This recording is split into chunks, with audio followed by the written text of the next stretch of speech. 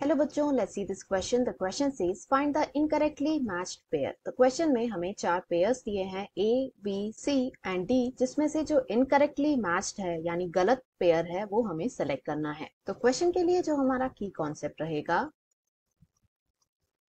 It is going to be nitrogen fixing bacteria.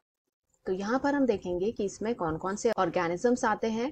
तो ये जो है एक इजी क्वेश्चन है। तो नाइट्रोजन फिक्सिंग बैक्टीरिया वो बैक्टीरिया होते हैं that are able to fix the atmospheric nitrogen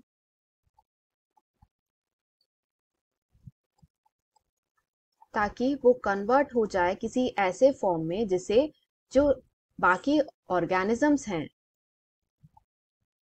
वो आराम से अपटेक कर सके या फिर यूटिलाइज कर सके।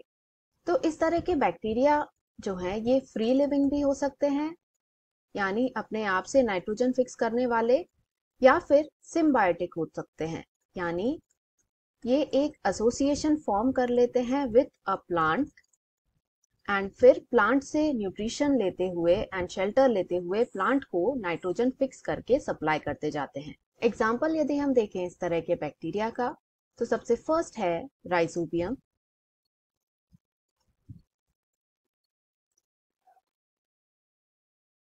तो ये जो है एक सिम्बायोटिक बैक्टीरिया है जो पाया जाता है in the root nodules of the leguminous plants and वहां रहकर ये नाइट्रोजन फिक्स करता है। एग्जाम्पल देखें कि ये किस प्लांट के साथ जुड़ सकता है, तो आएगा इसमें अल्फा अल्फा। सेकेंड जो हम देखेंगे एग्जाम्पल, इट इज फ्रैंकिया। तो ये भी सिम्बायोटिक एसोसिएशन फॉर्म कर लेता है in the root nodule of the non leguminous plant, जैसे कि जो एल्डर ट्रीज होते हैं उनके रूट नोड्यूल्स में ये पाया जाता है। पर्टिकुलर एग्जाम्पल यदि हम देखें तो इसमें आता है एलनस। थर्ड जो हम देखेंगे दैट इज रोडोस्पिरुलम।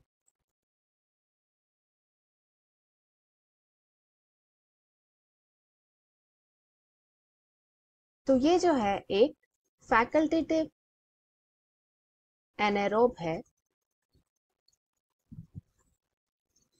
यानी अगर हम इसे नॉर्मल कंडीशन में देखें तब ये एक एरोबिक माइक्रोब है एंड अपना न्यूट्रिशन बनाता है।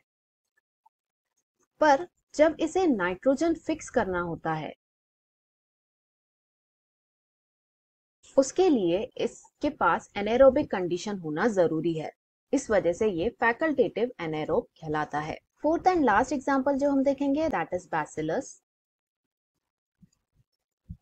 तो ये जो है एक फ्री लिविंग बैक्टीरिया है, यानी ये अपने आप से नाइट्रोजन को फिक्स कर सकता है, इसे किसी सिम्बायोटिक एसोसिएशन की जरूरत नहीं है। अब क्वेश्चन में दिए पेयर्स को देखते हैं। फर्स्ट है राइजोबियम अल्फा अल्फा, तो ये बिल्कुल करेक्ट है जैसा हमने यहाँ पर देखा।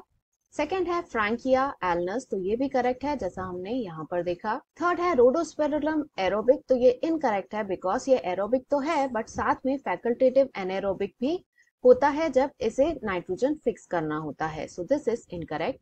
डी है बैसिलस फ्री लिविंग, तो ये भी करेक्ट है जैसा हमने यहाँ पर डिस्कस किया है। तो क्वेश्चन में जो हमें सेलेक्ट करना था वो था इनकरेक्टली मैच पेयर, यानी हमारे क्वेश्चन का जो करेक्ट आंसर रहेगा it is going to be option C, that is Rhodospirillum aerobic.